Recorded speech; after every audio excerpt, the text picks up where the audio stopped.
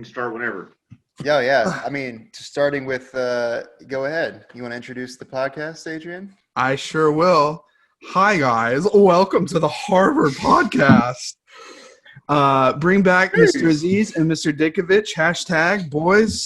Spider-Verse. Let's get into it. We got Scott and we got Rodriguez. and news just dropped. Well, I saw the news 2 weeks ago from unreliable sources, and now all the reliable sources are posting about it. Yeah, Alfred Molina is returning to Spider-Verse. We'll see, or whatever it's going to be called. And Collider said that MJ is back too.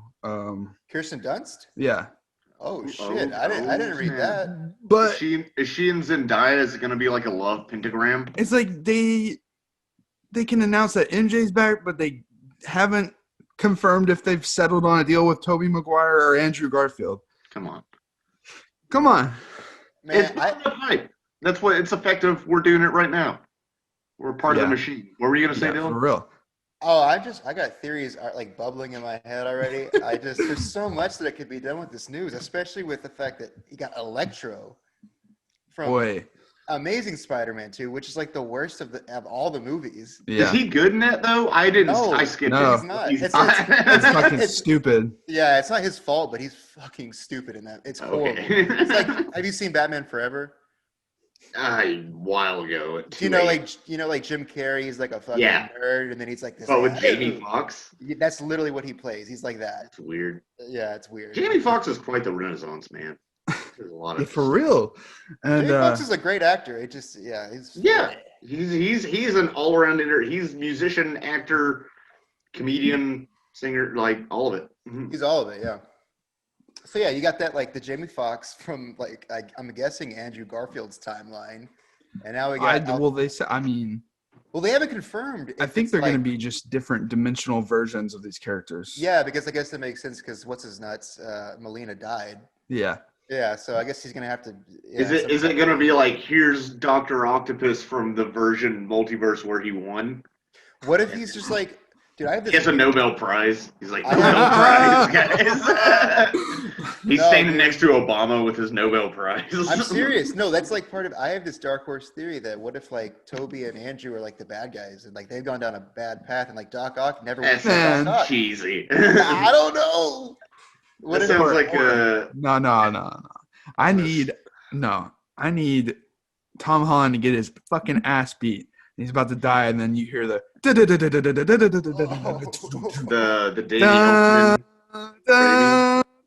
yeah. Like, come on, imagine my fucking face in theaters. And then, I know. Like the way they could meld it with dun da da da da. Yo, I'm gonna be amazing. That'd be awesome. I guess I don't know if you like cape shit, you know. Dude, bring back Bruce Campbell as Mysterio because he was supposed to be Mysterio in Sam Raimi. Yeah. See if you can get closer to your mic, Dylan. You got it? You can hear me now? Yeah, it's just a little bit low. Okay, heard. No, but do we need this movie? No, I have to have it or I will fucking implode. Yeah, we don't ever need any movie, but man, they are just lining shit up. That's fair. And I am ready to just suck Disney's dick for this. Yeah. Movie. Sam Raimi's making fucking Doctor Strange. Doctor Strange too. Like, I guess that's the whole factor too. It's like, so we're gonna have like Benedict Cumberbatch as Strange in Spider-Man. I will say there's a lot of characters. There are a lot of characters that are gonna be. And I'm kind of scared with that because we all know what happens when there's. I'm fully expecting it to be fucking stupid. Yeah, it's Avengers but with Spider-Man. I don't give a fuck. I have an actual problem with this is I feel like if they really do bring back Toby and Andrew, even if they're small roles, Tom Holland's gonna get overshadowed. It's not gonna it's not possible for that. I don't know. You know, if they write it, they're gonna write it with him as the main Spider-Man because he is carrying the torch in the MCU, and they want it to be good for their brand. Yeah, I think they can pull it off. No, I could totally really see if they do bring Toby being like the Peter B. Parker in Spider-Verse, like the old kind of just shelby disgruntled one, you know? Yeah. I can see that for sure. I think that'd be cool. Well, all I know is that Tobey Maguire's not gonna want to. He's gonna want to fucking be badass, probably. Yeah, I think if he's gonna be in it, he's gonna be like, no, I really want to be in it. Now, I don't know. I don't know either. There's so much speculation now at this point. Dude, here's the jerk off theory is that both the Spider-Verse movie and Doctor Strange 2 multiverse shit is like super fucking successful, and then Sony says, fuck it, Sam Raimi, make Spider-Man 4. And they literally call it Spider-Man 4 after all of this. Oh, fuck. I don't know. Also, I don't like that they're gonna, because like the whole like Sony Marvel deal, like Tom Holland is like, this is like his last little movie for Marvel or whatever. But have you seen that shitty Morbius trailer? Yeah. Also, the fact that we're getting a fucking Morbius movie, well, and not just that, but also Vulture. What's his name? Michael Keaton. Michael Keaton. He's in that trailer as the Vulture. And yeah. Oh yeah. And it's Sinister. It's building up to Sinister 6, which Amazing Spider-Man 2 is trying to build with. Yeah. Paul Giamatti, Rhino, and other stuff. I didn't see it. I don't care. They're gonna bring Venom in somehow with Tom Hardy. Carnage, and it's gonna be a clusterfuck. And I'm actually kind of here too much. It's gonna be too much, but like, you know what? Overload me. I want to die from this type of shit. This is going to be the cinematic equivalent of the Luther burger, which is that burger with the donut that says the buns. Yeah. Like, that's what this is. That's fine. I'll be in a coma afterwards. I don't give a fuck. That's fine. Yeah. Regardless of how good or bad it is, I will be in a coma. No. Fuck. Oh. Hey, before we get into the HBO Max stuff, I know that was a good segue, but I want your thoughts on Mandalorian real quick, man. We got to talk about Mandalorian real quick. I thought we should just do like a whole episode on season 2. Okay, yeah, we just because it's too much. Adrian and I are both very hyped and very excited, and all three of us have seen every episode of the Clone Wars, and so we know Rebels. What's up, bro. Somehow, both of you have girlfriends. I just like force her to watch my shit, and she's like, "Oh, no, this is sick." It's a fucking. My girlfriend Parker is just like out of nowhere wanting to watch The Mandalorian. She's seen all of the Star Wars movies except for like Solo and Rogue One, which I was like, yeah, you don't have to watch those if you don't want to. But she doesn't really go out of her way. But then she was like, I want to watch Mandalorian. I was like, okay. She's like, can you watch it with me? I was like, bet. So now it's given me an excuse to be like, okay. Here's this. Here's that. Let me show you who Ahsoka Tano is. Here, let me tell you, I've had the privilege of my girlfriend has never seen any Star Wars movies until we just got done with the original trilogy, and she's making her way to the sequel, and then we'll go to the prequel, basically. Okay. So it's and because also she woke up one day and I was watching one of those episodes of the new season of The Mandalorian. She's like, "What the hell is this?" It's like, all right, we'll get there. We'll slowly make our way doing that. So, yeah I'm excited. Yeah. We'll definitely have a lot to say about when this season ends, because there's a fuck ton of shit that's happened. Yes. I showed, because Parker, before we started dating, she'd only seen A New Hope and Rogue One. And I was like, okay. So I was like, I showed it to her chronologically, 1 through 9. Uh-huh. And I kind of wish I would have showed her by the release. Release order's the way to go. Yeah. For first time. Yeah, I was thinking about doing that with mine, but she really loves Han Solo. And that was and so I was like, might as well just get those over with, and then we'll go to the other ones. Yeah, because we started with I remember I was dating a girl, and I showed her Star Wars, and she loved it. And this was right before The Last Jedi came out. And we had watched like 1 through 6, but hadn't watched Force Awakens yet.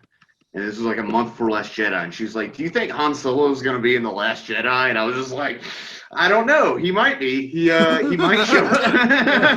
That's like her favorite character. Man. Wait, while we're on The Last Jedi, real quick. It'll be quick. It'll be quick. But I have like my opinion has changed on that movie a little bit. Because that's like my favorite one out of That new trilogy, and it's my second favorite Star Wars movie. It really is. But man, I'm not gonna lie to you, dude. That fucking Canto Bite shit. I already wasn't like a fan of it, even though I like that movie so much. That shit is unbearable. It is not a good plot. Unbearable. Line. I think there's not enough nudity from Oscar Isaac.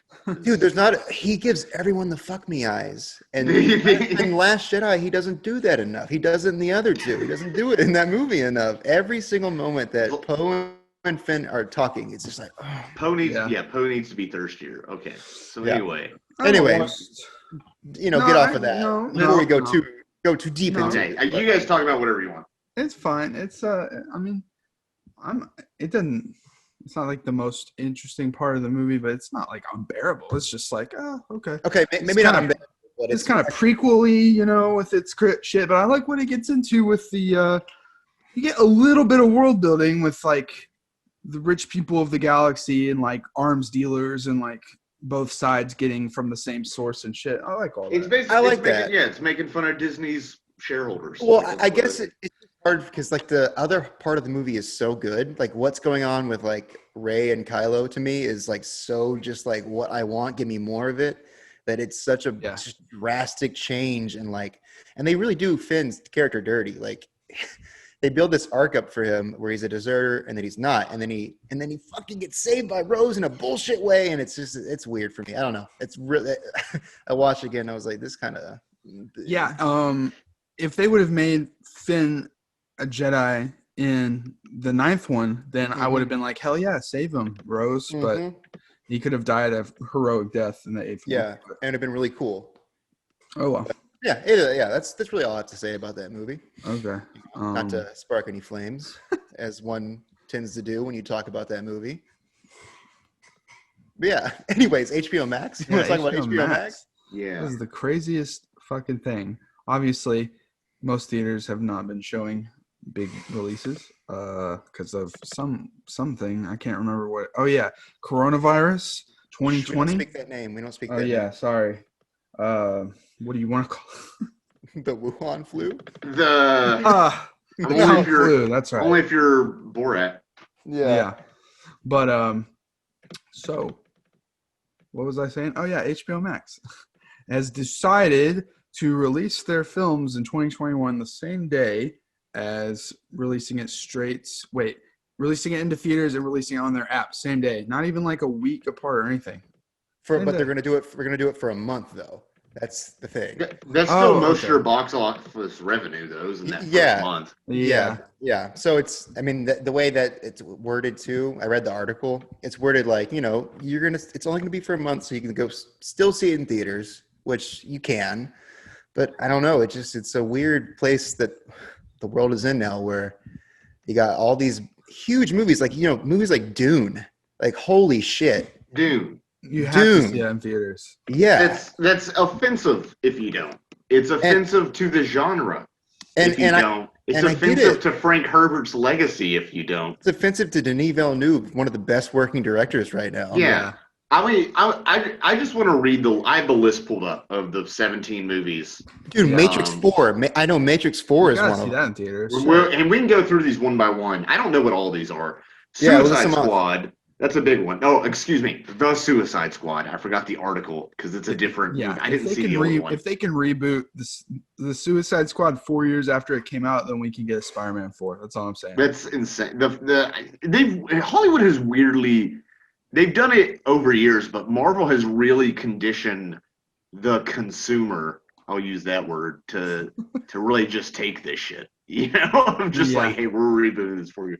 Matrix 4, Dune, Godzilla vs. Kong. If that doesn't come out in theaters, Adrian's going to kill himself. Okay, good.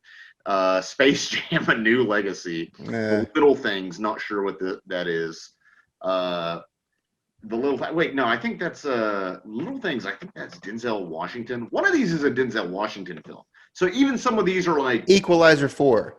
Yeah, kind of. I actually like the Equalizer. They're not bad. Yeah, they're not bad actually. They're not bad. They're I don't know if you can make fun of those. The thing is, that's a very my parents still get excited about Denzel Washington films, so that's that older demographic. It's like the Taken movie. I'm not even. I'm not even. Yeah, they've seen all three of But like, I'm not even joking. Like, they're not interested in Suicide Squad, but they're like, people are definitely gonna still want to see, Denzel Washington stuff.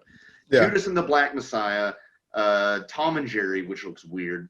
It's, if you don't know, it's. Oh, isn't it like 2D? Yeah, it's like it's the 2D anime it's mixed like with cell live shaded. action. Oh, is it? I thought it was CGI. I'm sorry, it's not. It is. Oh, well, it looks. It's like it looks 2D. It's 3D made. It's 3D made to look 2D. Oh, okay. Mortal Kombat, which I'm actually kind of excited for. I like the old Mortal Kombat movie. Oh, Mortal Kombat movie, the OG one. Oh I have to see that just because. Yeah, that's the fun '90s VHS you watch when you're like too young to watch it. You're like, whoa. Those Who Wish Me Dead, new Conjuring movie.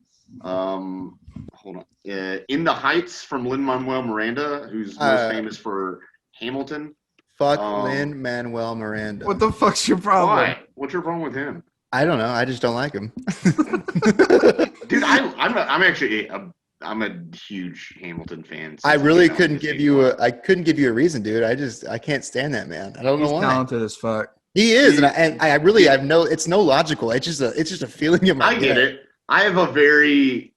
I'm almost guilty with how much I like memorize and know like the songs from Hamilton. I feel like a 2016 like Brooklyn like taking checks from their like trust fund for rent sort of like I don't know. Liberal white guilt person. No, you know what it is. It's nothing about his talent because he is really talented. But have you seen like the pictures that he takes of himself? I love that shit, boy. Dude, he has like a collection of these photos where he's biting his lip in every single photo. Oh. And they're the worst photos I've ever seen in my life, and they make me cringe and they make me want to jump off a ledge. That's funny. That's probably hilarious. The weird, just internal distaste for him comes from. Okay, you're a bit faint in your microphone. Yeah. Also, then there's Reminiscence. Let me turn it up. Malignant. Oh God, it's horrible. No.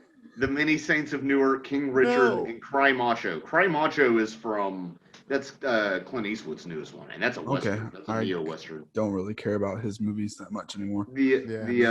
Sure, but I'm saying some people too, and yeah, I think what we're all getting at is even though we're not the target demographics for all of those movies. For example, Dylan's not going to go see In the Heights apparently. Hold on, Lin-Man. I have not seen Hamilton, but I'll tell you what was surprisingly good was Mary Poppins Returns, where Lin-Manuel Miranda does the music and it stars in that film. I was pleasantly surprised how good the music is in that. So, and he's good in Curb Your Enthusiasm. So, that's all I'm saying. Okay. Did you like his one scene in Rise of Skywalker? What? He's in Rise of Skywalker for one scene. Okay. When? Look, at the very end, whenever everyone's kissing and enjoying themselves, he's in there for a split second saying, like, yeah. Okay. Okay. but I think the point is we have very different, like, marketing quadrants with all these different types of movies that are being hit, old, young, male, female. Yeah. And if this is successful, is it going to absolutely eviscerate the theater industry? Well, it depends on a few things. One, they said that this is just a year-long deal. You know, who knows if that's true or not. I hope it's true because it's going to be a trial run. Other companies are going to be watching. Most companies are not happy about it and people who directed these films were not even talked to about it. Oh, we didn't even talk about Christopher Nolan, who outright said... We'll get to it. But it's like, this is going to be a trial run. We'll see how people feel. A lot of people are probably scared to go to the theater. And it also depends on how wide the vaccine is in the next 6 months before summer. Yeah. But it's like, one, I don't like it from someone who loves the movie-going experience and preserving that. But two, I like it because it means I'll be able to see all these movies in theaters regardless. And because I have to see some of these in theaters. Well, you know what I hope is... I'm conflicted. I just hope this brings back I hope that this is like the end. I really do hope this is like the end of just the fucking like $600 million movie era where it's only that gets really played in theaters. Yeah. I want to bring back, or I hope this like brings back movies that are just like mid-budget movies, like just normal movies, you know, that people want to go see, because people have been loving these types of movies on like Hulu and Netflix and all that shit. So I really hope that when and if theaters do come back, you know, en masse, I guess, that we can start seeing not just these huge movies that people go out to. They want to see just any type of movie, really. Does that make sense? Of course it does. Yeah, and I do think, I actually bet for a while, well, people aren't going to have spending money, so that's a problem. But the people that do are going to want to go out, like, you know, if I'm vaccinated, hell yeah, I'm hanging out at the cinema every weekend, you know. Yeah. But A, people are going to have spending money, and B, like, yeah, those mid-range movies, those mid-budget movies, that's where they thrive on. And I don't know why this would change anything. I don't know why people would all of a sudden start going to see, I don't know, what's one of the mid-budget movies, you know, one of these. I can't hear you, Dylan. Oh shit, yeah, your mic went out. Uh-oh. Can't hear you yet. Nope. Oh, might have to edit this out. The technical difficulties. Technical difficulties.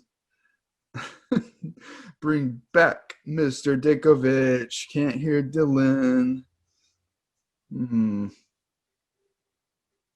If you continue to not be able to talk, you might see if you can. Can you hear me? This and come in? Yes. Wait. Yeah. Here we go. Yes. I just took out I'm using this external mic and it's shit, so I'm just gonna use my normal computer mic. Okay. I can hear you fine. Cool. Anyways, back on track. What were we saying? I don't know why this HBO Max deal would result, or after coronavirus would result in more of these mid-budget movies making it into theaters. Because I think the average person would rather just watch that in their home theater. No, I get that. I'm just saying, like, from a studio perspective of like, we don't need to blow our load on one fucking movie anymore. Maybe we can, like, you know, because like studios are such like in a deficit right now. They don't know what the fuck to do with like the Wonder Womans and the Black Widows and the James Bonds that are so expensive that it's impossible to make any money back, basically. Yeah, they might be more willing to take risks on middle budget, I think. Break up some of the at least for now, you know, while they're waiting for theaters to get back what they're used to, because it's not going to be like that the first year, 2021 at all. No, not at all. Hell, may not even be till like late 2022. Yeah, maybe summer 2022 it'll be back to close to what it was. Yeah. But people gotta get jobs and stuff again. So you can go to the movies. I don't know. I just take government money. Like damn. How you teach the little children? I teach you, yeah, but you know, I'm like woo, glad I'm in the public. You gotta teach them about Rodin and Anguirus and Mothra. Dude, I would love to show them more movies. They're watching. Dude, I'm such a prick. Kino prick is like during. It was like rainy, so you know they weren't going out for recess, so they were just in the classroom, and they were watching like the new Mulan on Disney Plus. And in my head, these are like my 10-year-old students. In my head, I'm like, these kids should be watching better cinema. This isn't. They need to be watching like. I heard that movie was shit. I didn't watch it. I don't watch it. No. And they were watching it in Spanish. And I'm like, yeah, I heard the point. Once you watch the original, heard the point of the original story is that Mulan's supposed to be like this human, you know, person that can do shit, but like now in the Disney one, she's like, you know, like she's got powers or whatever, superpowers and shit. Yeah, you know, she's like a superhero basically. She's chosen. Yeah, she's chosen one or whatever. Yeah, and it's like because of Great China. I don't know. There's no way that China liked that movie. No, I think it bombed in China. I'm pretty sure it bombed in China, which is hilarious. So many people are, you know, the average people probably going to see that are pro free Hong Kong, so they don't want to support it either. Well, yeah, because the lead actress, right? Yeah. Isn't she? No, the lead actress is anti-Hong Kong, I thought. Yeah. Anti-Hong Kongian independence. Yeah. Yeah. Look, the only Kong I want to see in theaters, it needs to be fighting Godzilla. And that's all I care. Fuck everything else. I agree with that. Okay. All right. Anything else to say about HBO Max? You just fears, woes, happy? I mean, let's hope it doesn't eviscerate the movie industry and it doesn't fuck everything up. So obviously, my number one movie from that list is Godzilla vs. Kong, because, you know, what's your number one from that list? Mine, it's Dune, hands down. Yeah, that makes hands sense. down Dune. And then number 2 would be Matrix 4, just because I'm so curious what the fuck it's gonna be. For real. I am curious. Yeah, I almost want to watch the Animatrix just to. Actually, I've never seen Matrix 3. I've never even. I used to love that movie. I'm not even a big fan of the Matrix movies. I like the first one, but like that's really I like it. Oh I'm not man, I like it for nostalgia because I saw it when I was 13 with my dad. Dude, I literally used to go to like the public library here and rent or check out all 3 of those movies like every week and just watch them over and over. Yeah. I don't know why those 3 movies. That's an early 2000s memory. The first one is one of the most influential movies like all time. I love it stylistically amazing. And stuff. Yeah, it's just I watched it when I was like 18 or 19 for the first time. I think so. Like, you did because I was there. It was at my parents' house. And, damn, that's crazy. But I'm weirdly really interested to see what they're gonna do with the Matrix 4. Especially Keanu said Lana Wachowski is doing like some crazy shit again with her filmmaking. And that's what the thing I'm nervous about is just the Wachowskis in general. Like they haven't really had anything good really since like Speed Racer. Well, and that's like a cult thing. Before that, you might have to go to V for Vendetta for like a mainstream hit. They didn't direct that. Oh, did they not? Oh well. No, they just produced it. Oh well, never mind. Okay. Yeah. Well, I mean, I'm still interested to see. I am too. Yeah, that's what out of just morbid curiosity and just the nostalgia of it. I hope it at least captures that like early 2000s. The problem is that it's like those movies are like peak. No, like Cyber 2000, early 2000. I could hack if I do this shit. Hacker. Like, I don't know if it'll be the same now, but I guess we'll see.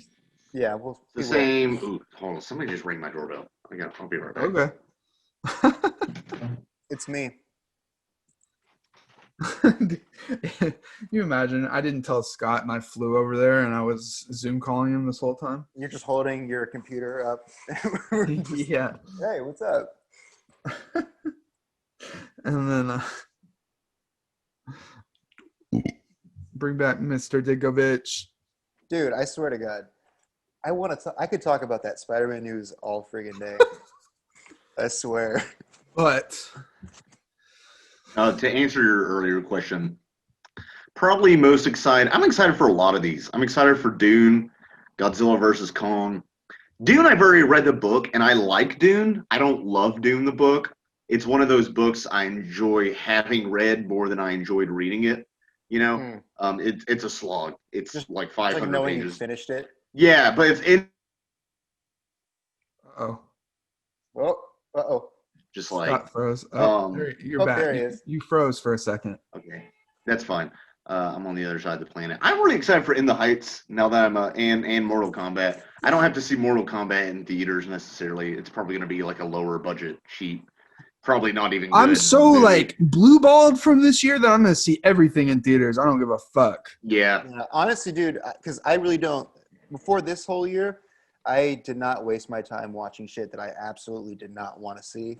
I'm going to be watching everything that comes out, dude. Yeah. I swear to God. It does not matter to me. I will watch it. If only MoviePass still existed. Oh, wow. Oh, dude, it'd be on. It'd be on. It'd be crazy. Dude, MoviePass was probably worse for the world economy than COVID was. It was worse for theaters, that's for sure.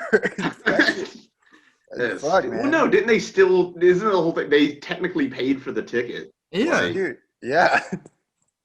So it's not. It's actually good for movie theaters. Movie theaters make most of their money through concessions anyway. Yeah. Except I barely bought concessions when I went on MoviePass. Yeah. Well, yeah, because you're seeing so many movies. You buy concessions every time, you'd be broke.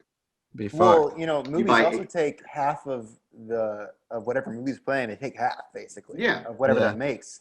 So that's why when people complain about concessions, like, well, that's how they make their money. Yeah. And then you get your mom or to sneak something in her purse. Yeah, dude. Yeah, boy. Just stealing. What's the most ridiculous shit you've snuck into the movie theater to eat or drink? Oh shit. I don't think I've never snuck in anything ridiculous. I normally don't sneak in anything. I don't think I have either. Like, I'm trying to think if my mom has. I have a handful of times snuck in like candy or I remember a friend of mine, I went to see a movie with him and his family brought plastic bowls so they could distribute the popcorn. Actually, no, which is not illegal. Wait, plastic bowls? Just so they could distribute the popcorn, yeah. Like, but because they have like 5 kids, so they're just like, was it like instead of buying everyone their own popcorn, they just bought a large popcorn, which is actually smart. I'm just trying to think of like the logistics of how do they sneak those bowls in there. You just have a big purse and you stack them. They're stackable bowls. They weren't like huge like punch bowls. I guess it's not childhood crazy, but recently I went to go see Akira in Cinemark. And I went with my friend, and we got there. He was driving, and he was like, "Hey, by the way, I have this whole entire thing of Crown." I was like, "What the fuck? Why?" He's like, "I was thinking about just sipping it while we watch Akira." First of all, I don't know if Akira's a movie I really want to get like shit-faced drunk to. I wasn't shit-faced drunk, but oh my god! Like, if it's your second viewing, I understand like getting tipsy or something. No, but it's different. It's because I'd never heard Akira like in surround sound. That loud, dude. Dude, that shit amazing. Is crazy. And so I guess that's probably the wildest shit I've ever done in the theater. That shit'll get you kicked out. And Adrian will tell you this. One time we went to see The Big Lebowski in Little Rock, and there's this drunk couple next to me, like quoting all the lines in the movie, like before the characters would say them, like into my ear. And I like asked them a couple times to be quiet, and because I was basically like, hey, I paid to hear John Goodman say this, and you're not as good of an actor as John Goodman. Fucking obnoxious assholes. And then they got mad at me, and then they got the manager, and the manager kicked them out because they had freaking beer cans on the floor. Am I the only one who gives a fuck about the rules? Yeah. That was kind of funny because they were like trying to tell on us for trying to like enjoy the movie, and then it was beautiful because he thought I was being like rude to her. Well, you told him to shut the fuck up, Adrian. I was trying to be more diplomatic, and then you leaned over and like shushed him like a child. Oh, that's what I do. I don't, dude. There was a time when this motherfucker was like right behind me, and I was like, "Hey!" And he woke up. And he was like, and then he didn't bother. Yeah, it was great. Yeah. Fuck! I just remembered in it was like 9th or 10th grade. I went to see Transformers 2: Revenge of the Fallen, and they had a trailer. I'm like fucking 14-year-old kid. They had a trailer for Twilight New Moon, and I was like making fun of it loudly to my friends, and we were kind of like making jokes about it. And this fucking neckbeard came up behind me and like whispered in my ear. He's like, "If you don't shut the fuck up during this movie, I'm gonna fucking go crazy." Blah blah blah. I'm like, bro, we're in the fucking previews right now. This is a Twilight trailer. Leave me the fuck alone. Maybe you've been a Twilight fan. And then still the worst movie I've ever seen in theaters. What, Revenge of the Fallen? Yeah. Dude, that's one of the highest movies. I've seen that movie more times in theaters. Like the one that's above it is Force Awakens, and then it's Revenge of the Fallen. Why? I don't know, dude. I do not know. I don't know. I saw that movie like 7 times in theaters, dude. Oh my god! I haven't seen any movies 7 times in theaters. Oh, I have. You'd be surprised. Force Awakens, I have like 12, 13 times. Jesus, I think 3 is the highest I've seen anything. If you see a movie that many times in theaters, they should send you a Blu-ray copy for free. I swear to God, they should. But yeah, for Revenge of the Fallen was that's a unabashed little guilty pleasure that I have. I love it. Oof. That movie. I've not seen that since. Sucks ass, and I love it. Yeah, the worst movie. Actually, you know what? I haven't seen it since like It's either Son of the Mask or Last Airbender. Worst movie I've seen in theaters. Yeah. Oh my God, I didn't see Son of the Mask in theaters, but holy shit, I saw that movie just watching it in DVD. Oh my God. In like 5th grade, I loved The Mask. I watched it a shit ton. Me too. Yeah, and then of course, I wanted to go see the movie, the sequel, because I'm a dumb fucking 10-year-old kid.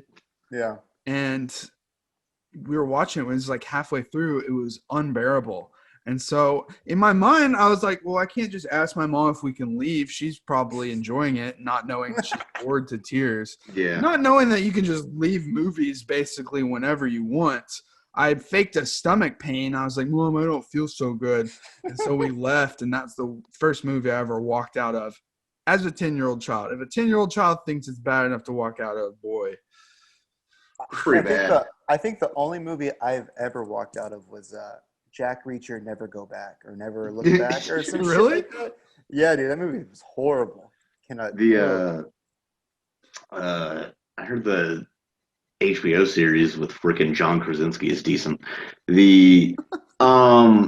I actually had trouble walking out of movies for a long time because I was like, I paid for this movie. I need to sit, blah, blah, blah. And now, I think now that I'm older, I'm just like, I have other stuff I could be doing. Like, I appreciate my time more. Well, and also, I'll even walk out of a movie.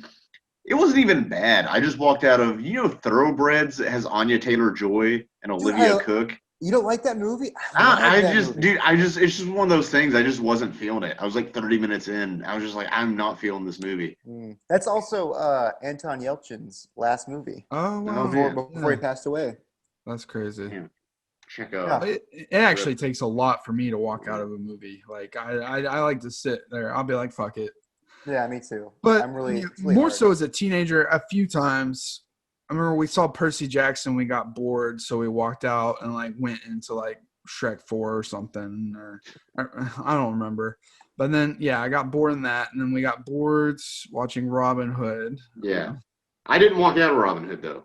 Yeah. Wait, like that Russell Crowe. The Russell Crowe one, directed by Ridley Scott. Yeah.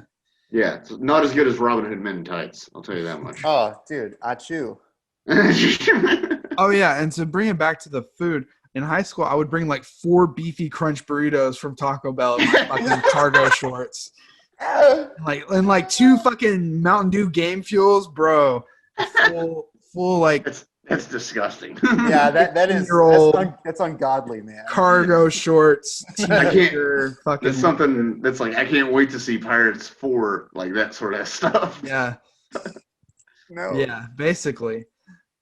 But anyways, someone one time who they brought like I don't know if I knew them or like I just saw it happen, but like someone brought like an entire like 2-liter hidden in their pants.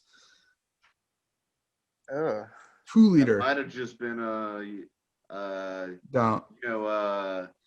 have been above average wiener, Good one.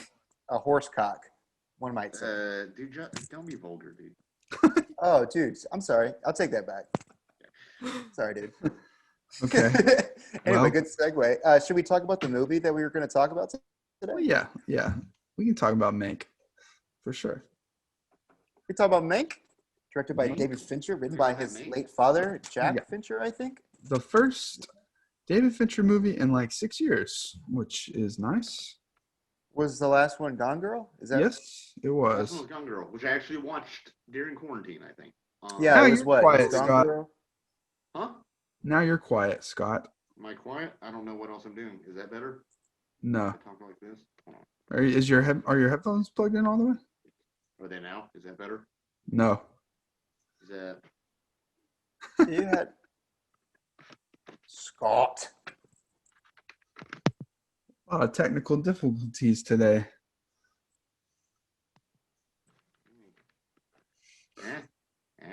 What about now? I mean, okay, what about now? Okay, just talk loud. I'll just talk loud. Sorry. I'm making your editing job harder in post, but. Yeah. Okay. Anyway, first movie since Gone Girl, 6 years ago. Crazy. I read that this movie was actually supposed to come out after The Game, which he directed with Michael Douglas. Really? Yeah, because his dad wrote the script, and he had written it whenever he was still alive, obviously. Okay. And that's when they wanted to do it, but the studios wouldn't, I guess, bankroll a black and white movie about old Hollywood at that point, which I can kind of get. It's a niche movie. Yeah. It's a movie bus movie. It's a movie bus movie, and it does not explain it does not. A lot of the stuff. I mean, even stuff about like the election that's going, and we'll get into this later. But there's an election happening, the like 1936 gubernatorial election in California or something, which I don't know anything about that. I've been to California once in 2019. But it does well enough to make it accessible. So. You understand what it is, and you guys, Upton Sinclair is running, and were you guys aware of who he was? I had no idea. Not really, no. Okay, I do because I'm a pretentious studied literature in college. I just knew he wrote books. That's the only thing I knew. He wrote books, and he's a big socialist organizer.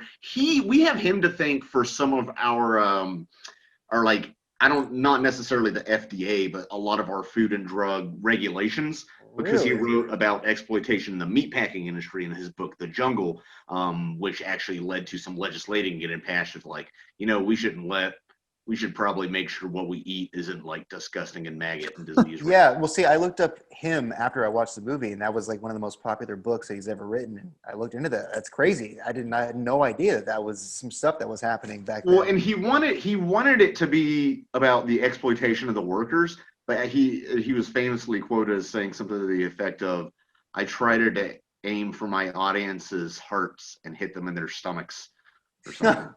That's funny. Like people were they weren't like, "Oh, the poor workers." They're like, "Oh, I don't want to eat this crap." Like that's how everybody reacted. Okay, yes, so Mank. Let's explain the premise of the movie. Who wants to do that first? Adrian, Kino Cowboy. I mean, it's about an old Hollywood writer who's an alcoholic, and he's a socialist. He's washed up, but Orson Welles wants him to write a new movie. And he's kind of down and out and has to kind of write it in like 60 days. And it goes through his past while he writes Citizen Kane. And, it mimics movies of that era with its audio and visuals and even lighting style. Very fucking attention to detail. Fucking honestly you got impressive. The cigarette burns and shit on top of the screens. But it's also, funny enough, not shot on film. It's shot in 8K, which is crazy to me that they shot in 8K and then made it look somehow like it's on like old 35 mil or something like that. Yeah, it even has the little reel change. Yeah, the cigarette burns. Yeah. That's I will say normally this does better than most movies that I see that try to be black and white and look old Hollywood. Because a lot of those, I can tell it's a new movie trying to look old Hollywood. Yeah. But this does better than most. For sure. And a lot of it comes from the audio design with... Dude. Yeah. Yes. The reverberation and the echoes and the way they speak. Not just that. Yeah, that's what I had to do too. Oh, really? It feels like it's like a lo-fi. It feels like you're not hearing the surround sound, It was, But I think it's also due to the fact of like the way he directs, he directs it in literally the style of like a 1945, 1950s-ish movie where it's very staged. It's very slow and methodical. Mm-hmm. Which I is love it. Interesting because those 30s and 40s kind of staged kind of looking movies are what influenced George Lucas's style for the prequels. And some people don't understand that was in fact a stylistic choice. You could argue it wasn't a good stylistic choice. You can also argue that there's no natural lighting because everything's fucking CGI and nothing. Anyway, to Mank. Well, before we get into it, what is everyone's like overall impressions and takeaway from the movie? Like, did you like it? Love it? Go for it, Scott. Hate it? I enjoyed it. I like it. I would recommend it to people. First of all, if you haven't seen Citizen Kane, don't watch this movie. I 100% agree. 100% agree. Honestly, if you haven't seen Citizen Kane, probably twice. I don't know if you should watch It's this movie. way too inside baseball. It really is. It's because, like I said, if I have any criticism of this movie, is that they just throw you in it. They expect you to know, like, they almost expect you to know who Herman Mankiewicz is from the beginning. And how Hearst, like, correlates to what he's writing. Right. And if you don't know about William Randolph Hearst, who is the newspaper magnate and ethically questionable journalist who was the inspiration for Charles Foster Kane, the protagonist and namesake of the movie Citizen Kane. If you don't know who he is, you will also be lost. And you wouldn't know what Rosebud means either. Yeah, if you don't know what Rosebud means, which is the plot device that leads you through Citizen Kane.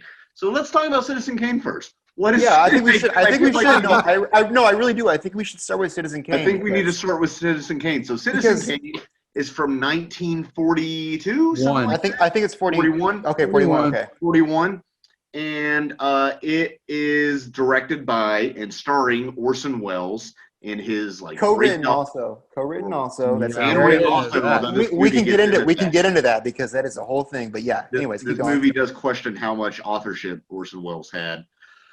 Young Orson Welles when he was like 24. 24, yeah. Which is insane. Dude, he's my age at that point. Yeah, I was working in an office and doing Microsoft Excel and hating Lion Life. But when he was 24, Orson Welles, he was kind of this global citizen. He was an American Midwesterner, but he had moved all around. He had lived in Europe growing up and all over these places, and he came from a stage background. And so he was given free reins to make this movie, and without much oversight. Well, you have to before you say why. Like, he was like radio's golden boy. He was like every radio show you heard, that was him. Right, and that's where he kind of made his name, is because he was. It's like I can't remember what the name of the show was, but that was what got him the clout, basically, for RKO Publishing, whatever it is. Yeah, sure, and he did the famous War of the Worlds radio show, which people supposedly thought was real and freaked out. And so yes, golden voice, powerful presence, just brilliant man. One of the great artists of cinema, undoubtedly, without question.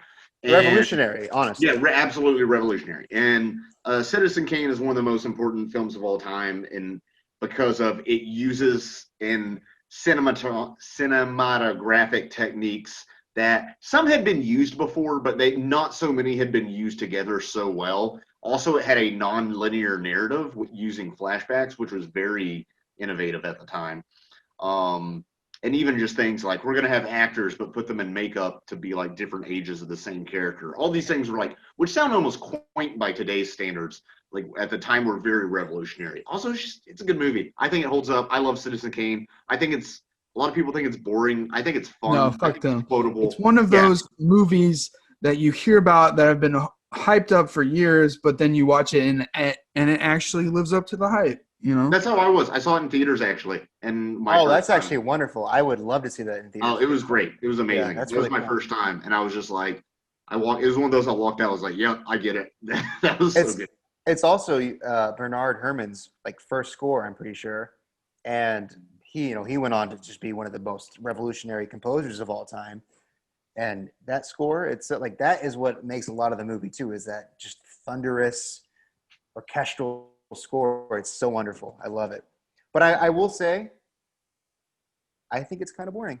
I really love the movie and I respect it, but I think it's kind of boring. Okay, that's fair. Yeah, I think it's kind of boring. And I understand it, obviously, and I know why, this and that, what came from that. But yeah, I think it's kind of boring.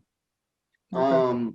Well, that's fine. So the movie is about Charles Foster Kane, who from a young age basically inherits a fortune, uses it to start a newspaper, builds a newspaper empire, yada, yada, yada. Money can't buy you happiness. He dies at the beginning of the movie, which you see in a newsreel, like a film within a film, explaining his life. It explains his whole life. That's so the good exposition, you know. You get this distant view of the man. Yeah. Literally just a newsreel summary of his life. And then you see him die. And he drops a snow globe very famously, and his last word is Rosebud. And that is the sort of MacGuffin, the thing in the movie that the journalists are trying to search for. What is the significance of Rosebud? So that's Citizen Kane, and this movie is about the guy who wrote that. Herman J. Mankiewicz. There's Herman Mankiewicz. There's AKA Mank. There's plenty of references to Citizen Kane within this movie. Even some shots are reminiscent of shots of that are in Citizen Kane. Stylistically it's similar. It uses flashbacks like Citizen Kane. William Randolph Hearst is in this movie, and his estate looks like the estate in Citizen Kane. Is it what is it? Xanadu in Citizen Kane? Yeah, Xanadu, which is one of my all-time favorite set pieces in any movie. Of course, I love that kind of shit. And so when I saw the similarity in that kind of house in Mank, I was like, oh yeah, this is my shit right here. And it just really makes you think how crazy this real life person was. Like this this guy that just had it all and just was like excessive as fuck. And it's wild. If you don't know, he is said to have urged, I mean, he did a lot of things with unethical journalistic practices and sensationalistic journalistic practices, but he allegedly helped lead us into the Spanish-American War, because a ship blew up in the I don't know, wherever in the Gulf of Mexico and Spanish territory, or where was it? I don't remember. I live in Spain. I should know this, but and he basically was like, it was those freaking dirty Spaniards. Even though there wasn't a lot of evidence to support that, so he urged for war. He was this might be apocryphal, but he is said to have said to one photojournalist, like, you supply the pictures, I'll supply the war. So that's the kind of man we're dealing with here. Well, they kind of get into it, jumping ahead a little bit, because it's one of my favorite scenes in the movie. It was where Marion is like, yeah, you know, he's picking out the cabinet for FDR, like it's like a movie scene, basically. Yeah. So there's a lot of weird, iffy stuff going on. Yeah, sure. It is weird. The politics of this movie are contemporary, because yes. That's what's interesting, which is fucked up, because it's showing you how much of our Depression era economics and politics is fucking now. It's now. That's the biggest takeaway of the movie. To me, the movie, for me, like my overall thoughts, getting back to that real quick, is I loved it in the sense of it's a technical, it is kind of a marvel in the same way Tenet is to me, where it just is so beautiful to look at, but I felt a little distant from the characters, even though I know what's happening and I know them, but because they get so into the politics of the time, basically, and it's my biggest takeaway from it is like, holy shit, this is now, and nothing has changed, and it's weird to me. Right. My favorite part and aspect of the film is when they're just sitting around and talking about politics. It truly feels like I'm a fly in the wall, like I transported back in time. I just get to kind of just like observe, and I really like that part of the film the most, actually. Yeah. Talking about that Hitler guy and his little old mustache. Oh yeah, back when it was like, oh, I wonder if this Hitler guy will amount to anything. Yeah, it's so weird. But when they mentioned a concentration camp, but they didn't really know what was going on there. Yeah, stuff like that. There's a I don't know, some type of irony. I forget my types of irony from my high school English class. Dramatic irony, and the audience knows what they're talking about, and the characters. Like a poet, yeah. Yeah. The whole movie's, I mean, Mank is a left sympathizer, and there's a far left, and people are getting mad at the far left from rising up. People are accusing people of being socialist, because they are socialists, and then 1%ers and the media are trying to quash those said leftists. And fortunately, we have nothing like that to worry about in 2020. Yeah. I like that it gets into like, are you willing to like disregard your moral beliefs in order to do a thing, in order to get higher in the world, or to get higher in what you want to do, basically? I really do like that, because Mank his character is so, I mean, he's an alcoholic and he's always just like stumbling around doing something, but he never he never goes back on his principles. He's always like, fuck you. I am not going to do this shit. And we see other characters that will do that, and they will go back, and then it leads them down. Maybe they don't feel right about it, and you get that one subplot about Shelley leads down a very dark and like a dark path. And it's like that morality thing. And I really do like that about the movie, where it's like, are you willing to like give up your beliefs and your principles for what you love, basically? And it's weird. It's fucked up. Yeah. Because the movie, well, obviously Fincher's going to love old Hollywood kind of shit, you can tell. So you get the benefit of the whole glamour of the era with all of the grease involved too. Mm-hmm. And one of my favorite scenes is when Mayer is like talking to all of his employees and asking them if they'll take a pay cut. It's so gross. I felt like I was in the audience, dude. Yeah. Like, hey, what about the gaffers? What about the guys who hold the lights? We're gonna have nothing if you cut half of our salary. Oh man, I really felt that. Using the recession as as an excuse. Oh man. Fuck Mayer, man. And because they're going all out, because not as many people are going to the movies during the Great Depression. They want to get people in the seats as much as they can now. Now they're doubling down on their grimy efforts, and you get to see it in this movie somewhat. And it's just slimy. It's not changed. That's what. And you could help. We were just talking about this. Not as many people seeing the movies right now. Yeah. Not because of large historical trends of lower theater attendance, but also because of the economy. And I do think part of that's economic, and part of that's just people not being interested. And I bet if you ask Fincher, I bet he's pretty Kino. He would probably complain about the amount of schlock that people use to entertain themselves, such as your TikToks and your YouTube reaction videos and all the things. Or the Dark World. The Gen Zers and Thor the Dark World and Marvel cape shit.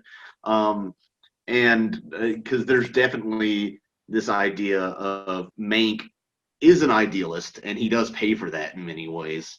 But also he's a depressive drunk at the same time. He is very much the like curmudgeonly asshole writer archetype. You could make a lot of comparisons between this and Barton Fink. So, hey, that's a great I think we totally could. He is totally Mank. It is. Barton Fink is Mank. Yeah. Yeah, they're that archetype of the theater writer turned screenwriter, and it's about the Hollywood machine, because during the Depression, so many movies they're making are just like your schlocky, pulpy Cowboy, Indians. Yeah, Cowboy and Indians. Historic, whatever stuff you wouldn't exactly consider art, and he does not have a very flattering portrayal of the producers of that era. And I don't think you should. I mean, producers now, I would dare to say they're not far off from what you see in these movies like that. They literally in the writers' room has some chick wearing pasties taking notes and shit. I'll be right back. I have to pee really badly. Okay. Right back. Yeah, he has to pee, quote unquote, right as soon as we mentioned the shit with girl pasties. Okay. Yeah. Well, I was talking about we were talking about the greasiness of the movie business, and I was talking about the Mad Men vibes of everybody chomping cigars and drinking to excess, and generally being a bunch of pricks. I legitimately feel that. I almost feel like the nicer you dress, the more you have to hide. I don't know, at a certain point. I feel like if you're all wearing suits, then I don't know. It's like nice Southerners who like to dress up real nice for church. It's like, this person seems nice, but then you see what they believe, and then it kind of goes. Man. What? Obviously. I don't know. Well, it's expected of you back then to dress nice for the kind of shit that you're doing, getting paid thousands of dollars. Yeah, but and people genuinely just dressed nicer back then all the time. It was just you didn't have like shorts and shit to wear. Yeah, and also like black people couldn't vote, so like yeah, that's why they dress nice, to hide. One of the most if we're still talking about the politics and the greasiness of Hollywood and all that, the moment that I just like curled up and I was like, oh, was whenever they shoot those films of just like fake like actors just being like, yeah, I vote for this guy because he's trying to keep it the same, or he's trying to give me a job, blah blah. And I was like, wow, nothing has changed, and the greasy, slimy shit that the government and just Hollywood is disgusting, and it's still happening. I just hate seeing it in a movie because it makes me feel like, oh man, I'm watching a movie about a movie that is making these points about movies, and I'm just like, now we have. I mean, in this movie they're supporting the Republican candidate, but now we have Hollywood actors regularly dipping into politics. Arnold Schwarzenegger was governor of California. This last election, I saw plenty of celebrities tweet out like, "Hey, vote Biden," blah blah blah. Or what was when the coronavirus first started, and all the celebrities did that little "Imagine" song? It didn't happen. Oh no. Okay. They've always been doing that shit though. So to bring it back. What did we think about the performances? Because I thought Amanda Seyfried and Gary Oldman. I mean, Gary Oldman is always great. He's always great. But he really did kill it as Mank. But I loved Amanda Seyfried. Yeah, she looked like straight out of the golden era, bro. Like, yeah, she was like impressed. Great. Yeah, compared to other shit that I've seen her in, it was completely different to me. This is the best performance I've seen from her. Because normally I think like, oh, she's beautiful and that's why she gets cat. Which sounds shitty to say, but it's Hollywood. Yeah. But because she has those big anime eyes. Do not disrespect her Mamma Mia work, all right? You're right. I haven't seen Mamma Mia because, my grandmother hasn't shown me it yet. No, but I think she's great because she also walks that line of like, she could easily go way too far into that like, oh, I'm an old-timey actress because she has that Brooklyn accent. But she doesn't. And then she has to put on that like transatlantic accent, I think it's really good. Yeah, she's really cool. No, she does well, and because I would say the performances here are more naturalistic because you're not seeing the actors while they're acting. You're seeing the actors in their daily life. Yes. Yeah. What did you think about? Oh, sorry. Go ahead. No, that was it. And did we mention that the movie, the kind of crux of this movie and the structure of this movie is Mank has 60 days to write Citizen Kane. Originally 90 days. Originally 90, and then it was 60 days. And Orson Welles just casually is like, 60. Yeah. Well, can we stop real quick right there? Because I want to know what you thought about who played Orson Welles. Did you think that was Orson Welles? Because he's such a larger-than-life character. I think that's hard to. Yeah, it's hard to cut him some slack. No, I'm saying I thought it was pretty good. I just, it was decent. It's enough. It did the job for me. Yeah. Do you think? Sorry, go ahead. Okay. Well, what I was trying to say, I was just trying to explain the central plot device of he gets in a car wreck, his leg is broken, and so this whole movie he is taking barbiturates and drinking and trying to finish this movie while bedridden. And then he has these two aides that help him, these two young girls, and there are various flashbacks throughout the movie. I was just saying that was the structure of the movie. And then, yes, Orson Welles does call. I even notice in some scenes they kind of have his face in darkness and stuff to make him mysterious and also to kind of maintain the illusion. Well, I like, too, the first time you see him, he's wearing that fake nose because he famously did not like his nose. And so he'd always have – no, seriously, he'd always have a prosthetic nose on. What the fuck? No, for real. Like, he would always have a fake nose. And that first scene where he's calling Mank and you see it, his nose looks weird as fuck because it's, like, big and janky.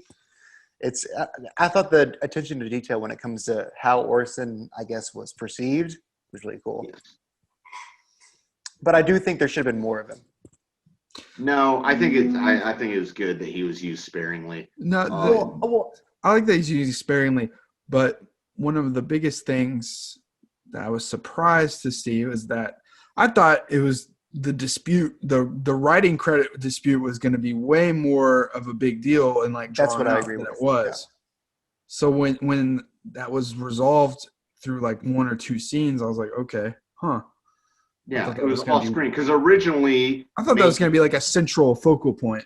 Yeah, which that's what it was in real life. I'm pretty sure. Like I've done a lot of research about this, and that's really what that movie, or at least that whole entire movie is plagued with just like who did what. Was it him? Was it Mank? Was it Wells? Yeah. We don't know.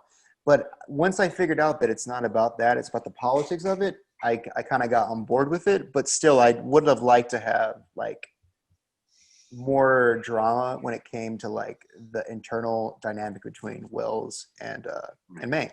Yeah, it's almost solved off screen at the very beginning or at the very end of just like he's like, I actually want to be credited now, and Orson Welles is like, you son of a bitch, and then like literally the next scene is them both getting awarded a joint Oscar. Yeah.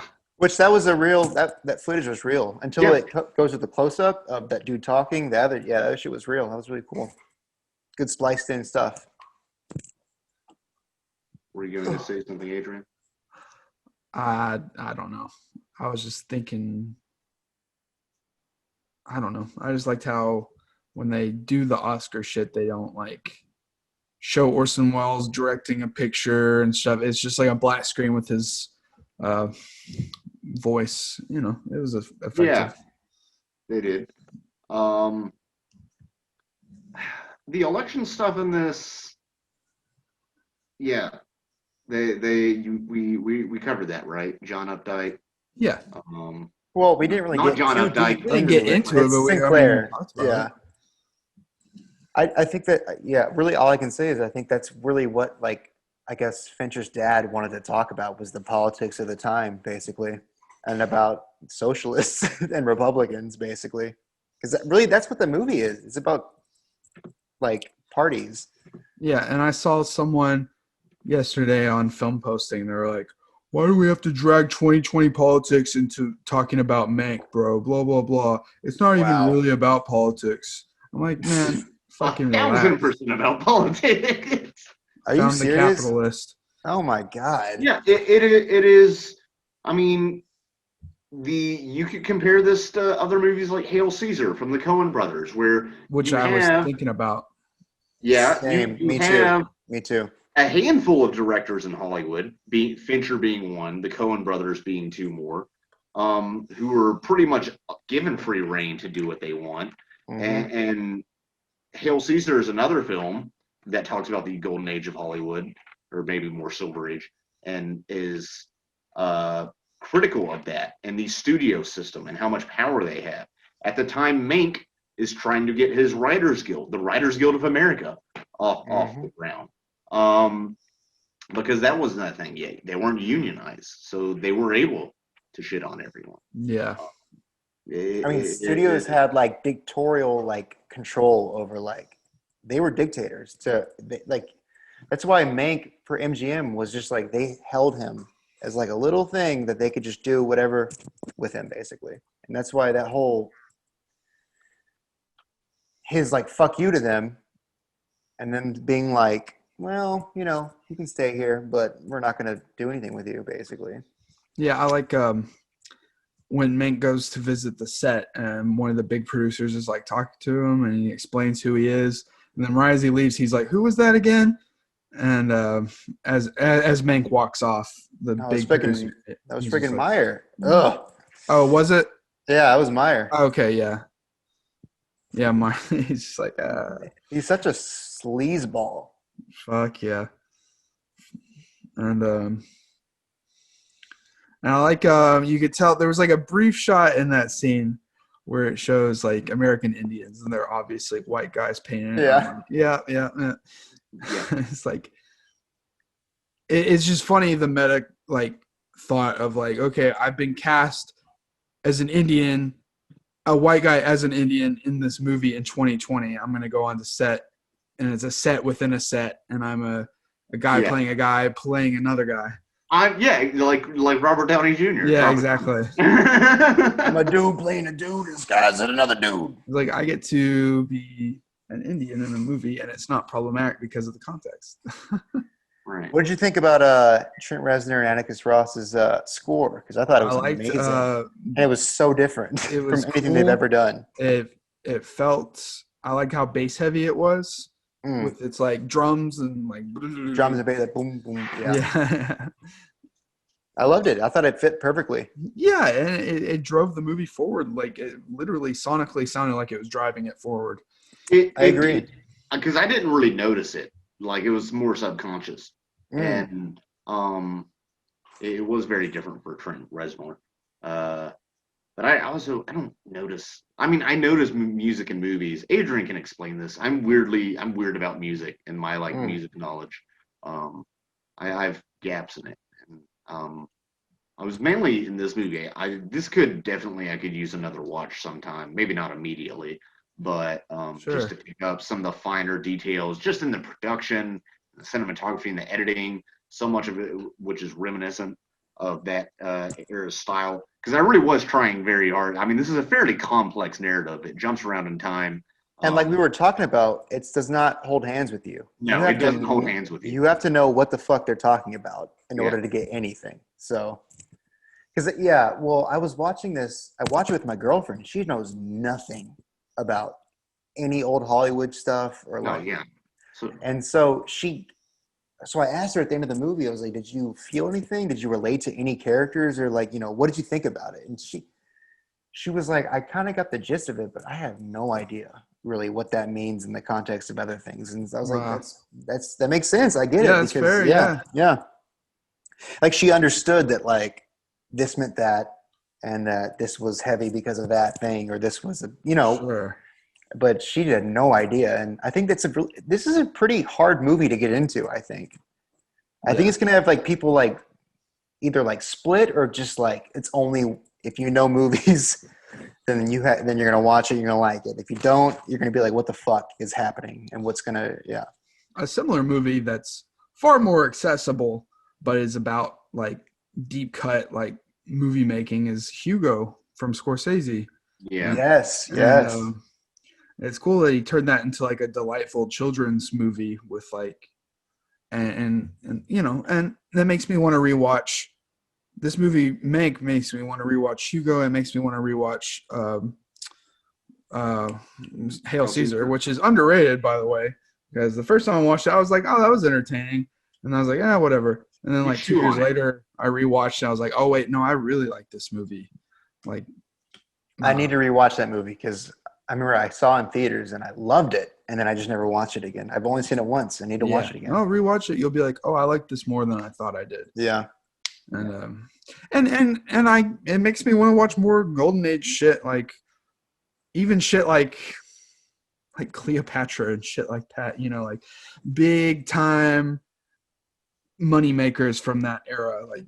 Just to see, because that's my weakness, is shit from the 20s and 30s. I've seen the Gold Rush and the Great Dictator and stuff, big time important stuff, but I would like to seek out some not deep cuts, but for me it would be a deep cut.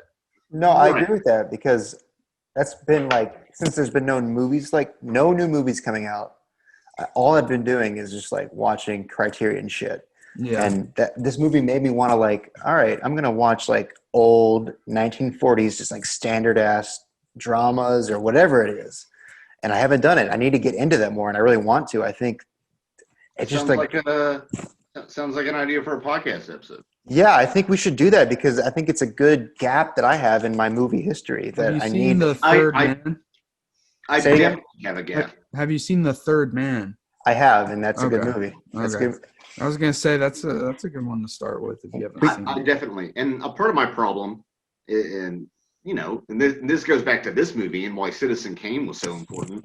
They were still developing a cinematic language, and they were so dependent on sound stages and built sets, and even just your sound quality wasn't good, so you really had to make sure microphones were in the right place.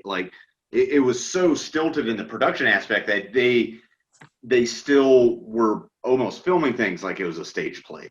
And a lot of movies back then, your screwball comedies, you could almost watch them with your eyes closed, because it was just so dialogue driven.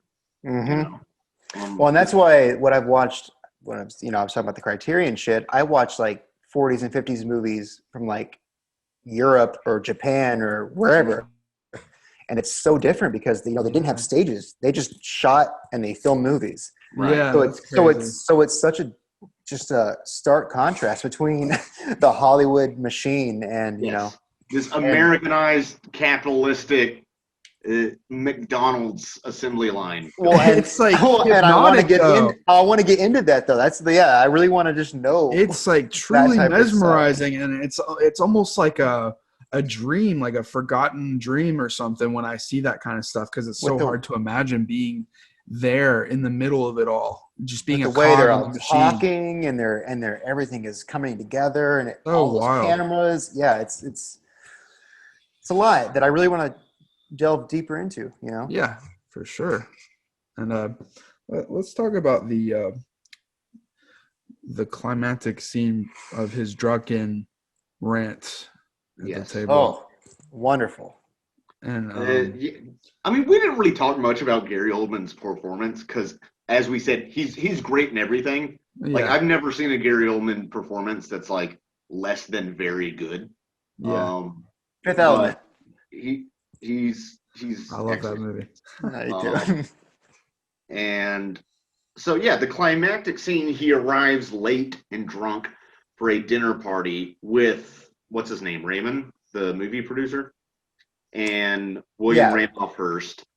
And no, was it Irving? Or no, it wasn't Irving. No, it's Raymond. Yeah, it's Raymond. I'm sorry. Irving's the guy who fucking dies. Yeah. Spoilers. But I'm joking, Adrian. But he comes in very drunk to William Randolph Hearst's party, crashes it, and then he starts talking about, we should make a movie about your shady 1% ass, William. And he basically describes Citizen Kane, comparing it the whole time to Don Quixote, which is a wonderful comparison. I that's such a good writing, literary thing to draw from. I thought it was just like wonderful the way I guess David Fincher's dad thought of just to compare that shit. It's perfect. It makes so much sense. I never would have thought of that. That's amazing. Yeah, I got volume 1 right here. It's in 16th century Spanish. It's a bit difficult for me. And you think usually in movies when people come into somewhere like that drunk, you think it's going to be like embarrassing and he's going to get like thrown out quickly or something, but no, he just gets into it and you just have to fucking. Well, I love that because, that first scene of him walking in and then Hearst is like, get him a table. And then that's what you think is about to happen because he starts tapping his glass, And I'm like cringing. I'm like, oh shit, this is going to be a really cringy scene, on purpose cringy, And then it cuts back to present day him. And then you get that scene with Wells coming into town or whatever. And then you cut back. And so I think that scene's over. I think it's going to go past that, but then it cuts back to that same scene and he starts going on his rant. And he's drunk, but man, he's making points. It's a great scene. It's a great scene. Yeah, and one by one, the dinner party guests leave because they don't want to listen to it, or they're like too. I don't know. It's too close to home for him. I think for a lot of them. Something about that is like 2020 as fuck. Like these people are in their little rich echo chamber of like ideas and philosophies, and they just don't even want to deal with it. Maybe because he's drunk, maybe not. I don't know, but it was an interesting effect.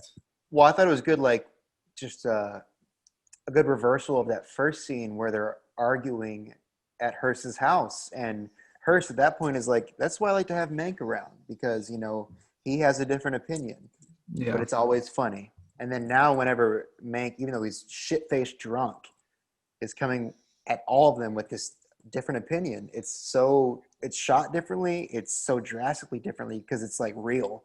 Even though what he was saying in that first scene was real too, people thought it was funny. It was a joke, But when he's saying it now, after this election, everything that's happened, it's such a different thing because it's true and it's very.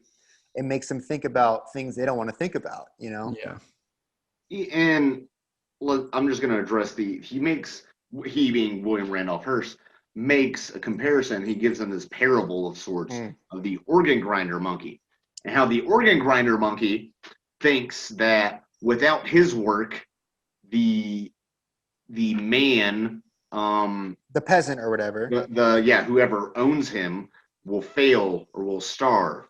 And the thing is, I think the subtext of that is Mank and William Randolph Hearst represent your right and left politics. Yeah. And so Willie Hearst thinks that the monkey is foolish because he doesn't realize he is at the behest of his owner. Mm-hmm. And then, but you could also interpret it straight as being like the man is foolish because he doesn't realize without his dancing monkey, he is nothing. It's a paradox. It is a paradox. Yeah. I was like, okay, so depending on your politics, like, I mean, and you can even say, hell, we can tie it into the freaking COVID stimulus package. Do we want to fund? Yeah, we could do that. I get it. Yeah. Do we want to fund individuals and families so that they can stimulate the economy by spending money and paying their rent and medical bills and all that? Or do we want to fund businesses directly? And if you're a Republican, you want to do the businesses directly. And if you're a socialist, you just want to fund people. And it does a good job of like explaining that like it's never been like I feel like now people are like the right and the left are so divided, and it's all and we used to be closer, we used to be on terms with each other, and it's never been like that. I haven't been around long enough to see it in person, but like there for example, I mean, people will talk about, and my dad, by the way, both my parents are newspaper journalists, and that's one reason I like journalism movies and just journalism in general. I find it interesting, and newspapers specifically. And my father's professor of journalism. My father knows a lot about journalism history and just mass media in general. And talking to him, he talks about this idea that we're in this very divided, divisive time in journalism as like not entirely correctly historically contextualized. Because you really used to have it with people like William Randolph Hearst and other people where they would, I mean, you would have political patrons paying for whatever newspaper they want and having editorial input on these newspapers. For example, so in Conway, Arkansas, the local newspaper is called the Log Cabin Democrat. Okay. Well, I mean, first of all, why do you think a lot of these newspapers have like Democrat in their name? But then also like the Log Cabin was originally a symbol of the Whig Party, which is a now defunct political party in the United States. And because the guy who founded that, even though I think they were pretty much defunct at the time, was a Whig supporter, that's why he named it the Log Cabin Democrat. And I'm just saying that's one example of like of this sort of journalistic bias that this movie talks about. But like the thing is, always been there. The idea that we've always been, we used to work together more, and I've heard older family members talk about this. We used to work together more. Or we support each other because it's America, Right. But then also, quite frankly, I think that's a very white point of view. Literally the only black person we see in this movie is the propaganda newsreel, which is saying, I support the socialists. Yeah. Because they want to attach the socialist candidate to the black vote to frighten white voters. Which that is so... It's infuriating, and that's this movie like made me just. It's such a timely movie. It's such a good movie, but it made me like so just like, God damn it, man. We live here. We live now. Yeah. This is the same thing. Yeah, that's happening. I like now. This movie more after doing this podcast. I do too, actually. I have not thought about it as much. Like I came into this podcast just like ready to talk about a good David Fincher movie about old Hollywood, but after talking about it with you guys, I've recontextualized it into because we got more into the political stuff, and and that's something that I was thinking about, but I hadn't talked about it with people. And yeah, it's a very rich movie. Yeah, this is definitely one. If you see it and you like it, second viewing would help. I have so many dang movies I need to see. I rarely watch movies more than once at this point. But I could definitely give it another shot. And it's also a very different David Fincher movie. I'll say that too. Yeah. It's not your psychological thriller. It's not your Alien 3. Yeah, it's the closest to like 3. To me, it's the closest to like The Social Network that. Like, I could see those two movies being a good historical, psychological, but not a thriller. Or Zodiac, even though Zodiac's a little bit of a thriller, I could see Zodiac, a little Social bit. Network, and Mank being a good trio. His most underrated film being The Game, I think. The Game is fantastic. Yeah. Dude. Wait, can we talk about what your favorite David Fincher movie is real quick? Because I think we should totally talk about that. Let's see. Mine will surprise me. What have I think I've only seen 4. I've only seen Dragon Tattoo, Fight Club, this, and Gone Girl. Shit! And The Social Network. And The Social Network. I've seen that. I'm about to say, damn. No, I've seen The Social Network? No, I saw it in theaters. Excuse me. Oh yeah. Forgot. But I haven't seen The Game. I haven't seen Zodiac. I definitely need to see Zodiac. Did he direct 7? Yeah. Yes. I need to do 7. I saw Fight 2 minutes of Panic Room. Oh, I've seen Fight Club. Yeah, you said that. So I've seen 6. Okay, never mind. But so I've seen Benjamin Button. Huh? Benjamin Button. You seen that one? No. I read the short story by F. Scott Fitzgerald. Which also that was such a surreal moment where Houseman is like, yeah, Fitzgerald's talking shit about you, like talking to Mank. He has that line. I'm like, oh shit, that's so crazy that Fitzgerald was alive and just like talking shit about Fitzgerald Mank. Talked shit about a lot of people.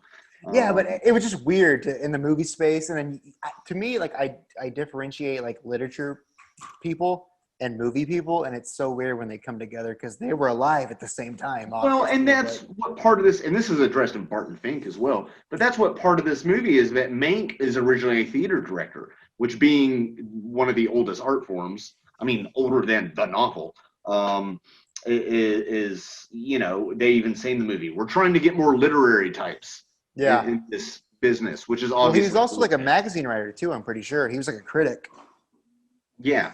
And so, and that is part of the problem, because Hollywood's so opulent and gross, and you get these freaking libs. But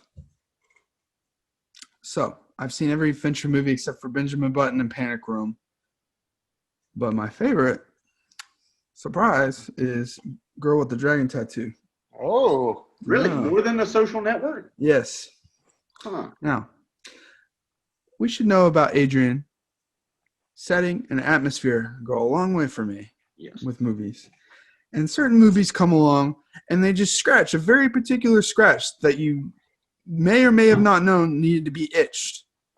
And everything about the Dragon Tattoo it hits a very specific spot for me. And I like certain like dense winter atmosphere, and I like the mystery aspects, and I like the performances, and just everything about it. It just hits a sweet spot for me, and I love that movie. I love that movie too. It's it's a certain kind of atmosphere that I personally have like thought about in a certain script idea that I have. And it's just you want to like imitate that, or you want to like invoke that type of feeling. Yeah, I get that completely. I love it. Yeah, so that's my favorite. Scott? You go first, Dylan. You go before me. Well, I think it's hard for me because I have this conflicting thing where my personal favorite is Zodiac. Yeah. But I think the better movie is Social Network. So I would say, I'd say Social Network because I put it, we have this top 10 of the 2010s podcast that me and Adrian did. Yeah. My number 1 was Social Network, and I think I still stand by it. I think it's the best movie to come out in recent memory, basically. Everything about it is perfect to me. But I think Zodiac hits that nostalgic, or like that like how you were describing Dragon Tattoo has this weird like feeling that you were the right place, right time for. You want to invoke that in whatever you do creatively. I think that's what I want to do with Zodiac. I think that's why I love it so much, because every time I watch that movie, it's like, that's what I want to go for. That's what I want to strive for, is that feeling of uneasiness, that perfect soundtrack, that perfect shot, whatever it is. I think Zodiac for me has that, Few movies have made me cold sweat like Zodiac did in certain scenes. Yeah. Yeah. It's fucking crazy. I love that movie so much. And yet, there's other scenes where I'm just like hanging out and having a good time with people. Yeah. He's a master of tone. He can swing between tones in a movie. He's a master of scene. He's a master of tone. He's also a master of just like film direction. He knows exactly when to push in ever so slightly, or just pull it back a little bit, or do a cut. You know, he's so like meticulous with his cuts and with his actual shot composition that it really just floors me. Every single time I watch a David Fincher thing, that's what I'm looking for. Is like that perfect cut or that perfect scene, you know? He's one of our greatest living filmmakers, without a doubt. I agree. So mine? Except for Fight Club. That movie sucks. I don't like it. Whatever. I think that movie sucks. I haven't seen it since I was a teenager. And I read the book first. So, and also I got in on Fight Club before I don't know, you hear all the like freshman film majors jerking off to it and stuff or whatever. Well, I had read Chuck Saints, pseudo-intellectual. I had read Choke and then Fight Club 2 by Chuck, whatever his name is. Palahniuk? Yeah. Yeah, so I had read that too before I saw the movie, and I was like, oh shit, this is a big thing. Like, you know, Fight Club was like a cultural milestone for indie filmmakers. Yeah, so I like Fight Club. I respect it for what it did, but no, it's not mine. I don't know if I agree. It's too dirty. My problem with The Social Network is like, I feel like, and I can't enumerate them right now. There are some historical things I feel like he could have been more accurate to. And I hate, this is such a minor thing, or maybe it's not. Dude, freaking Jesse Eisenberg's performance takes me out of the movie because I know what Mark Zuckerberg sounds like, and he doesn't sound like that. And so I can't buy it as Mark Zuckerberg. It's this weird. I don't entirely agree with that.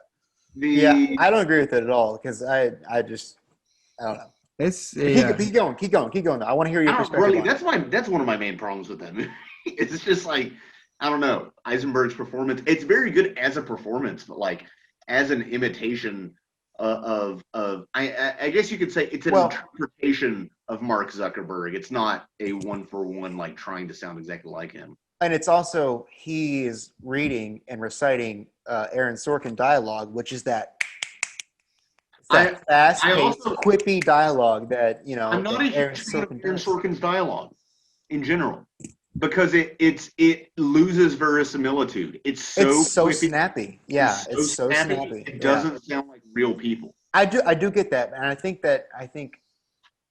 it's just like that's his style, and you have to either accept it or not. And I can get not accepting that style, especially on a very like domestic drama like The Social Network. Basically, well, I get that works better in certain projects. I think it works fine on Social Network. I thought it was perfect for Social Network, honestly. Other stuff, I'm like, I don't know. And I like Gone Girl. I just like it. Mm-hmm. I will say, I've said it once, I'll say it again. I have my degree in creative writing. I know what creative writing professors look like. They do not look like a jacked, ready-to-play Batman Ben Affleck. I will say that much. They look more like Gary Oldman and Mank, actually. Schlubby.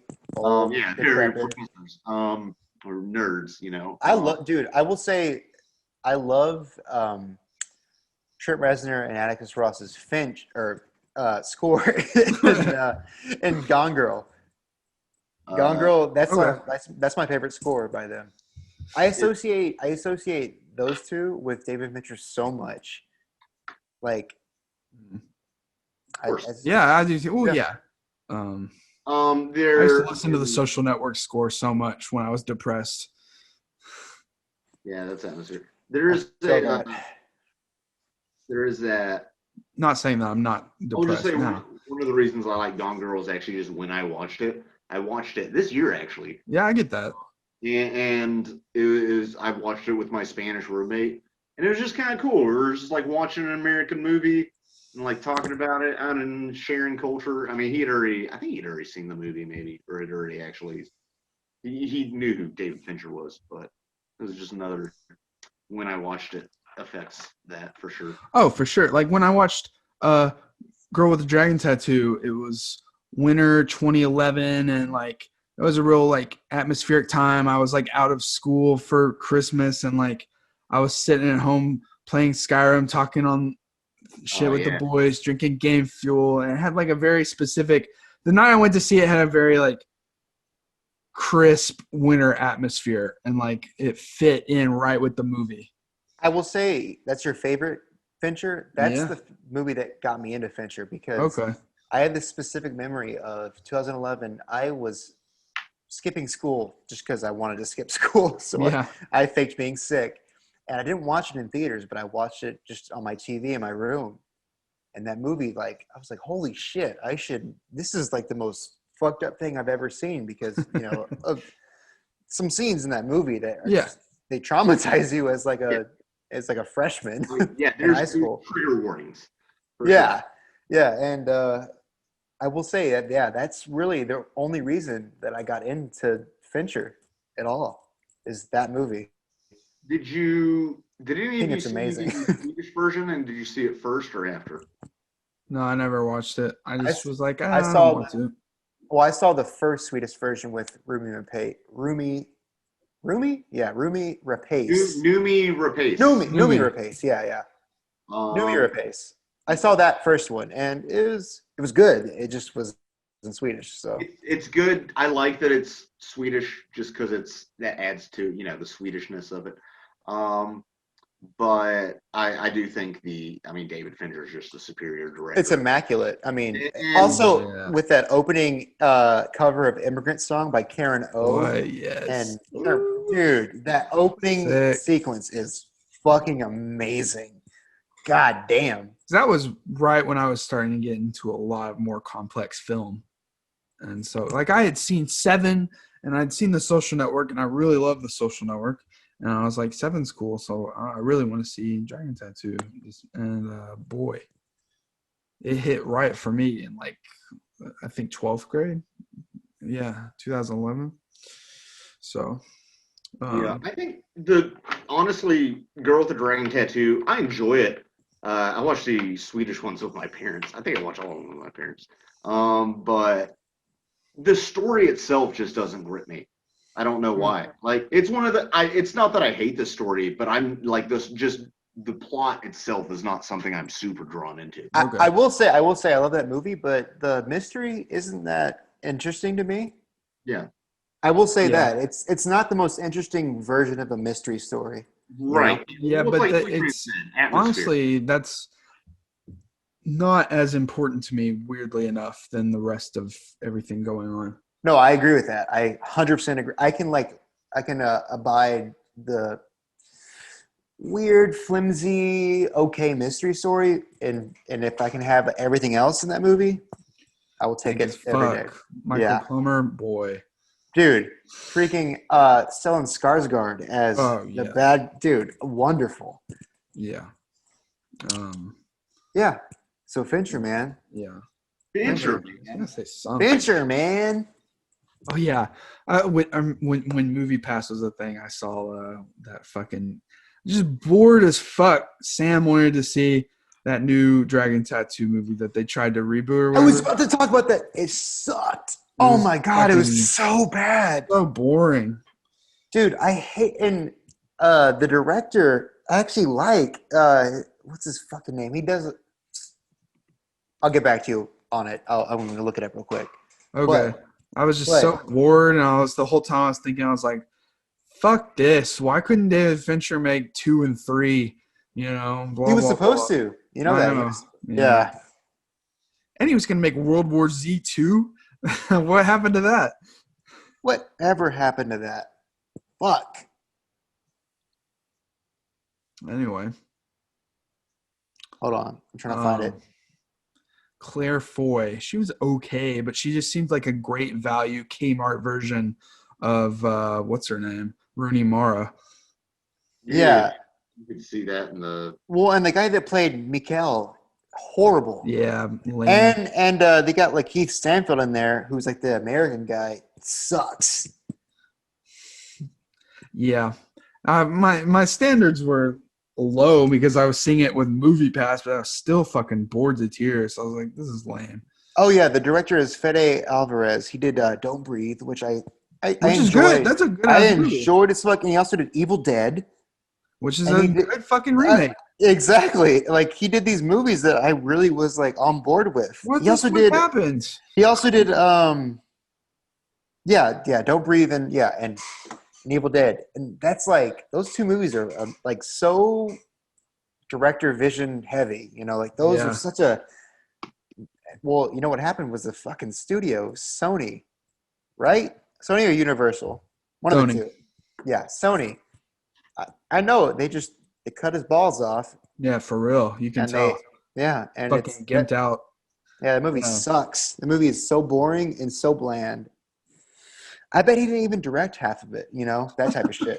I'm serious. Yeah, no, it was very disappointing. And with that, I'm going to say thanks for watching, guys. We're going to go do other shit. Well, I'm going to sit here and talk for a second. I don't know if you have time, but Scott, you got work tomorrow? Yeah, but it's only 11. Okay. I'm probably going to Thanks for watching, guys. I just want to hit stop on the record.